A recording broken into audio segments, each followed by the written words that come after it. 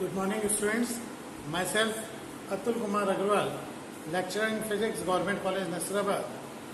पिछले कुछ लेक्चर्स की सीरीज में हमने बीएससी पार्ट सेकंड फिजिक्स के paper thermodynamical and statistical physics की unit 1 kinetic theory of gases के टॉपिक को स्टार्ट किया था।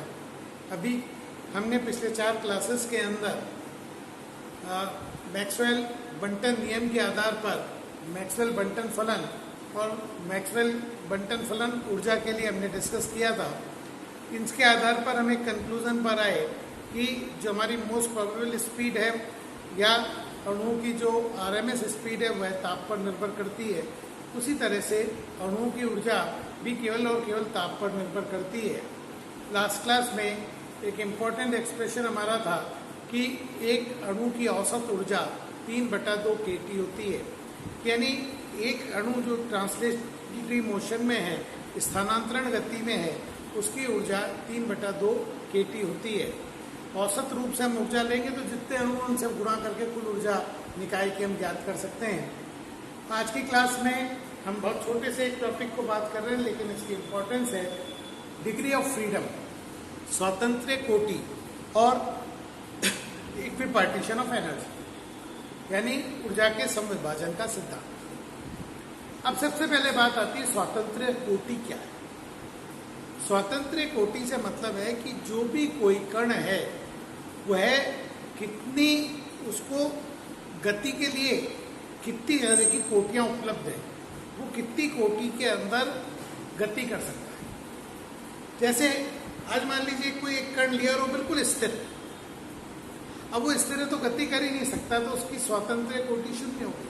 अगर मान लीजिए ठोस के अंदर हमने मान लीजिए कि एक ठोस है और उसके अंदर सेंटर के कण की बात करें तो वो कण तो सामान्यतः हिल ही नहीं सकता, न तो वो आगे जा सकता है, न पीछे, न ऊपर, न नीचे, न इधर न उधर, तो यानी उसकी स्वातंत्र्य कोटि शून्य। तो स्वातंत्र्य कोटि से मतलब है कि किसी भी कण, किसी वस्तु को गति की जो फ्लेक्सिबिलिटी है वो स्वतः किस रूप में गति कर सकता है, वो स्वातंत्र्य कोटि कहलाता है। मैं यहाँ पर स्वातंत्र्य कोटि समझाने के लिए एक कंसेप्ट लेते हैं कि मान लीजिए एक पाइप है। अब पाइप के अंदर एक बॉल को रख देता हूँ। एक लंबा पाइप है, आपने कई बार देखा होगा, बहुत लंबा पाइप है। मान लीजिए पाइप खुला है, मैंने एक पाइप, लंबा पाइप लिया। अब इस पाइप के अंदर एक बॉल रखा। अब देखिए पाइप वास्तव में इस तरह का, बॉल ऊपर नहीं आ सकती। अब इस पाइप के अंदर बॉल या तो आगे जाएगी या पीछे आएगी, ऊपर नहीं जा सकती, स्वतः ऊपर नहीं जा सकती, स्वतः नीचे नहीं आ सकती, स्वतः पीछे की तरफ नहीं जा सकती, स्वतः आगे की तरफ नहीं आ सकती। यानी उसकी स्वातंत्र्य कोटि इस अवस्था के अंदर केवल एक है, क्योंकि आगे और पीछे जाने को एक भी मानते हैं। तो जहाँ केवल एक अवेलेबिलिटी है, क्योंकि बॉल या तो आगे जाएगी या पीछे आएगी।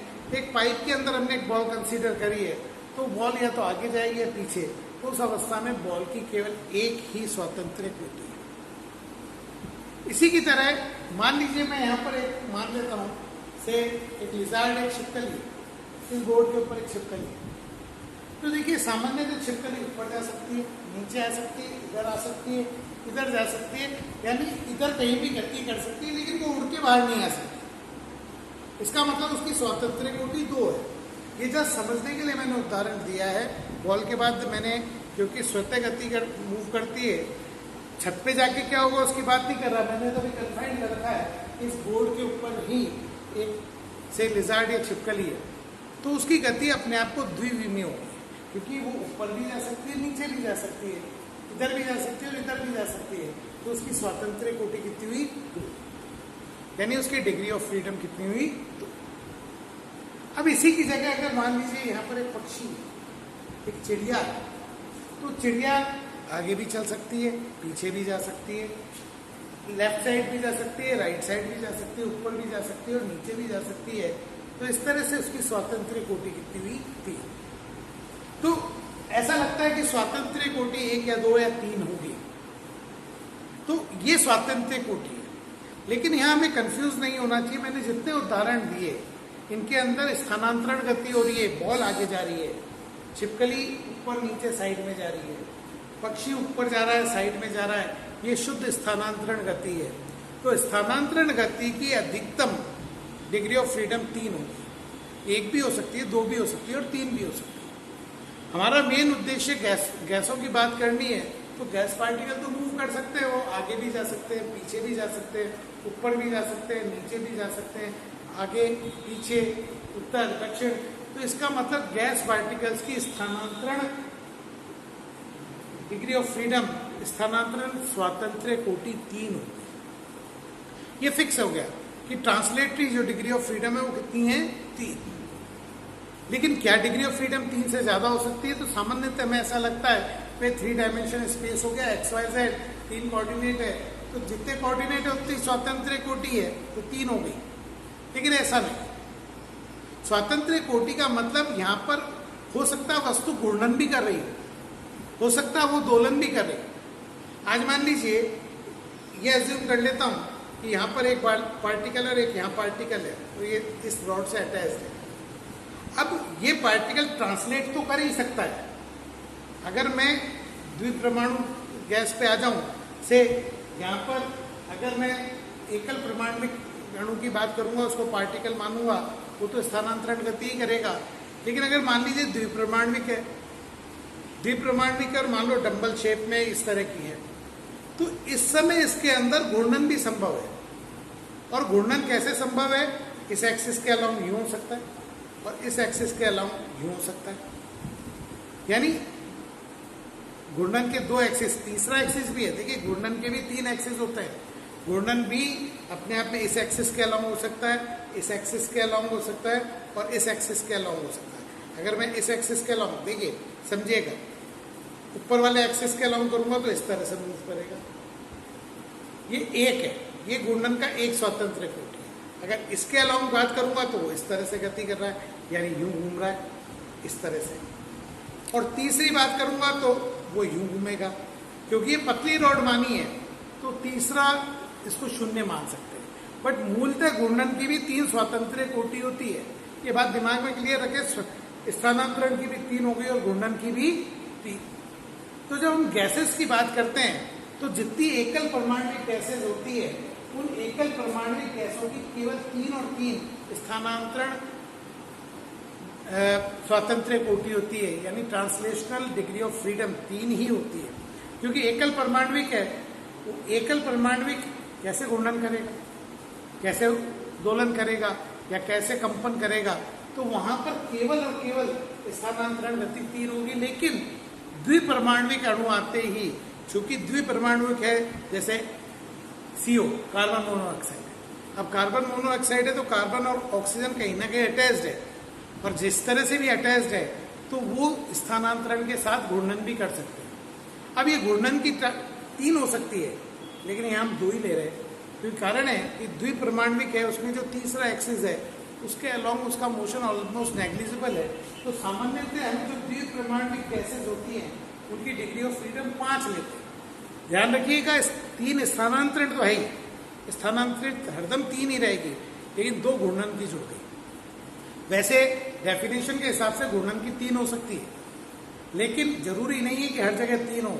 यहाँ पे हमने कितनी दी, 2। इसी की जगह मान लीजिए मेरे पास ट्राइएटॉमिक या पॉलीएटॉमिक है, से H2O है, या मान लीजिए NH3 है या CH4 है, यानी पॉलीएटॉमिक मॉलिक्यूल्स हैं। तो पॉलीएटॉमिक मॉलिक्यूल्स में स्ट्रक्चर बहुत कुछ इंपॉर्टेंट करेगा। अब मान लीजिए सारे आइटम्स एक लाइन में ही हैं, तो वहां पे भी घूर्णन के 2 ही एक्सेस रह जाएंगे। लेकिन मान लीजिए 3 अणु है और 3 ट्रायंगल बना रहे हैं, तो वहां घूर्णन के एक्सेस 3 हो जाएंगे। तो डिपेंड करेगा कि उनका स्ट्रक्चर क्या है। इन जनरल हम पॉलीएटॉमिक के अंदर घूर्णन की 3 स्वतंत्र कोटि लेते हैं, यानी कुल डिग्री ऑफ फ्रीडम कितनी लेते हैं, 6। तो हम मूलतः ये मानते हैं कि जो एकल परमाणविक है उनमें केवल 3 स्थानांतरण डिग्री ऑफ फ्रीडम होगी या स्वतंत्र कोटि होगी। घूर्णन स्वतंत्र कोटि 0 होगी। कंपन की अभी मैंने बात नहीं करी है। अगर हम बात करें द्विपरमाणविक, तो द्विपरमाणविक में हम ये मानते हैं कि 3 तो स्थानांतरण स्वतंत्र कोटि होगी और 2 घूर्णन स्वतंत्र कोटि होगी। द्विपरमाणविक कैसा भी हो, सीधा अटैच्ड होगा तो उसमें जो लाइन अटैच कर रही है उस वाले सापेक्ष मान के चलिए घूर्णन नहीं होगा। और अगर पॉली एटॉमिक है तो पॉली एटॉमिक में स्ट्रक्चर पे डिपेंड करेगा, बट इन जनरल घूर्णन स्थानांतरण कोटि 3 लेते हैं, तो इसलिए हमारे पास 3 स्थानांतरण की 3 घूर्णन की, तो पॉली एटॉमिक के अंदर स्वातंत्र्य कोटि 6 होती है। यह ध्यान रखें, सामान्यतः एक्सिस हम 3 ही लेते हैं, XYZ, बट वो ट्रांसलेशनल है। जब हम स्वातंत्र्य कोटि की बात करते हैं तो किसी भी एकल परमाणविक की 3 स्थानांतरण स्वातंत्र्य कोटि है, द्विपरमाणविक की 3 स्वातंत्र्य कोटि स्थानांतरण, 2 घूर्णन, कुल 5। पॉली एटॉमिक में 5 भी हो सकती, 6 भी हो सकती है। तो इन जनरल हम ये मानते हैं 3 स्थानांतरण है और 3 घूर्णन है। तो जहाँ पर पॉली एटॉमिक है, बहुपरमाणविक है, वहाँ डिग्री ऑफ फ्रीडम कितनी लेंगे? 6। इसके बाद एक डिग्री ऑफ फ्रीडम और होती है जिसको हम कंपन की बात करते हैं। कंपन को समझने के लिए आप ये मान लीजिए कि जो मेरा 2 अणु है वो अगर मान लीजिए रॉड की जगह अगर मैं स्प्रिंग से अटैच्ड मान लूँ तो क्या हो? तो अगर वो स्प्रिंग से अटैच्ड है तो वहां पर कंपन भी संभव है, यानी स्थानांतरण होगा, घूर्णन होगा, साथ में कंपन भी होगा। तो कंपन की भी स्वतः 2 डिग्री ऑफ फ्रीडम हो सकती है। यानी डेफिनेशन की बात करें तो स्थानांतरण की 3, घूर्णन की 3 और कंपन की 2 स्वातंत्र्य कोटि होती है। कुल यानी किसी कण की 8 स्वातंत्र्य कोटि हो सकती है। लेकिन सामान्यतः पर हम कंपन को नेग्लिजिबल मानते हैं, तो सामान्यतः पर हम एकल परमाणविक की 3, द्विपरमाणविक की 5, बहुपरमाणविक की 5 अथवा 6 डिग्री ऑफ फ्रीडम मांगते हैं। अगर टेम्परेचर बढ़ जाएगा, बहुत ज़्यादा टेम्परेचर हो जाएगा, तो वहाँ पर कंपन संभव है। तो द्विपरमाणविक और बहुपरमाणविक में कंपन की स्वातंत्र्य कोटि भी बढ़ जाएगी और वो हो सकता है कि 5 की जगह 7 हो जाए, 6 की जगह 8 हो जाए। तो ये उस प्रश्न में स्पष्ट होगा।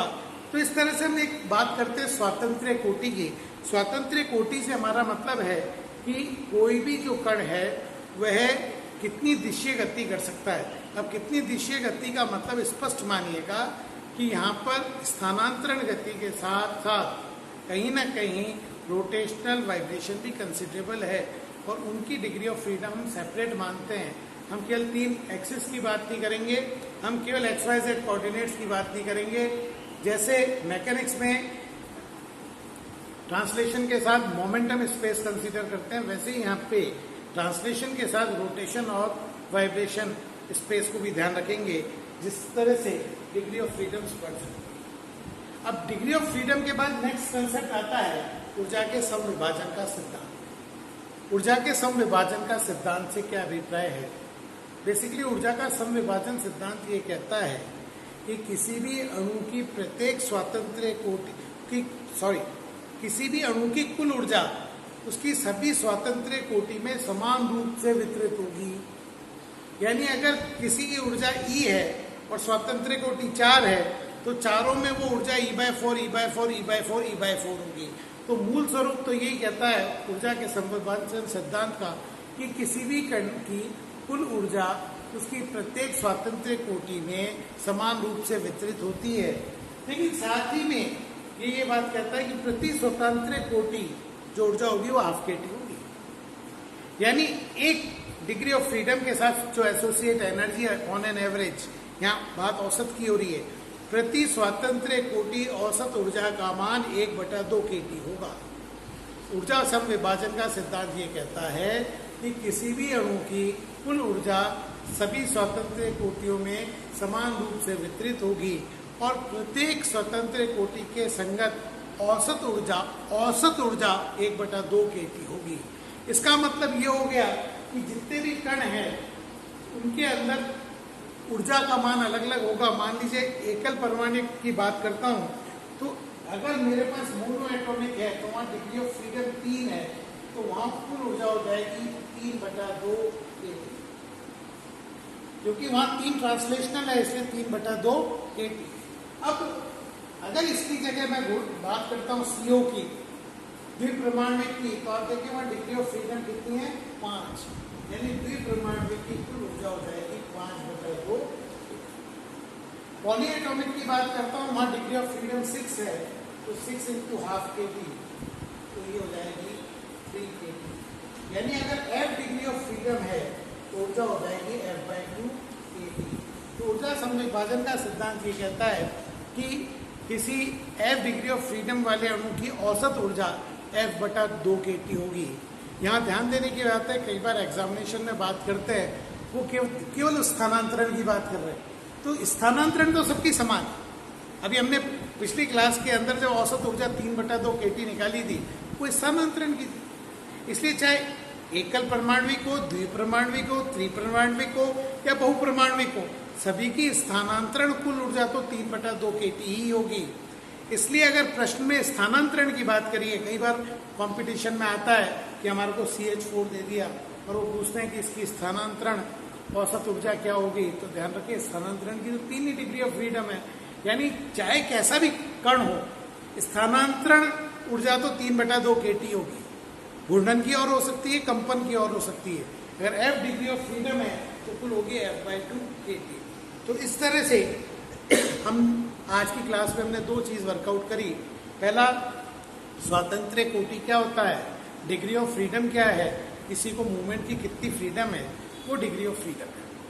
हमने बात करी स्थानांतरण की 3 डिग्री ऑफ फ्रीडम हो सकती है, घूर्णन की 3 हो सकती है, कंपन की 2 हो सकती है, लेकिन ये अणुओं के स्ट्रक्चर पे डिपेंड करती है। तो सामान्य एकल परमाणविक की हम 3 लेते हैं, द्विपरमाणविक की 5 लेते हैं और बहुपरमाणविक पे 6 लेते हैं। कभी वो ज़्यादा भी हो सकती है, अगर ताप ज़्यादा है तो कंपन भी हो सकता है, और अगर स्ट्रक्चर डिफरेंट है तो 5 भी हो सकती है। दूसरी बात, हम यहाँ पे बात करें तो सभी स्वातंत्र्य कोटि के साथ जुड़ी हुई ऊर्जा का मान हाफ के टी होता है। तो जितने भी अणु हैं उसकी स्थानांतरण ऊर्जा तो औसत 3/2 के टी ही होगी, चाहे वो एकल परमाणविक हो चाहे बहुपरमाणविक हो। लेकिन घूर्णन ऊर्जा जोड़ने के कारण अगर हम एकल परमाणविक की बात करें तो कुल ऊर्जा 3/2 के टी है, द्विपरमाणविक की 5/2 के टी है, बहुपरमाणविक की सामान्यतः 3 के टी है या और अधिक। तो ये हम वर्कआउट कर सकते हैं। तो आज की क्लास में हमने डिग्री ऑफ फ्रीडम और इक्विपार्टीशन ऑफ एनर्जी की बात करी। आगे की क्लासेस में मैं इसके एप्लीकेशन की बात करूंगा, जो नेक्स्ट क्लास कल होनी है उसके अंदर मैं इसके एप्लीकेशन की बात करूंगा कि डिग्री ऑफ फ्रीडम से कैसे हम विशिष्ट ऊष्माओं का मान ज्ञात करते हैं, और उससे आगे नेक्स्ट क्लास में चलेंगे। Thank you.